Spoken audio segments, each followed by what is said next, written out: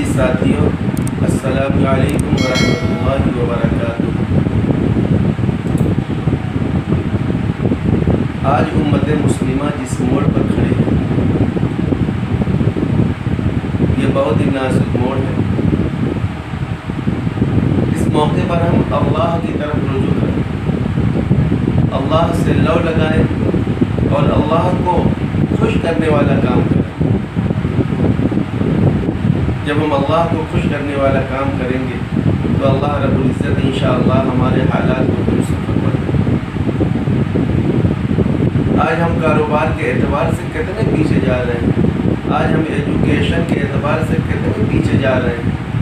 ہمارے بچے بالکل مست ہیں، ان کو نہ تو تعلیم کی فکر ہے، نہ تو ایجوکیشن کی فکر ہے، نہ تو اپنے کسب معاش کی فکر ہے، وہ بالکل موبائل میں مگن ہے۔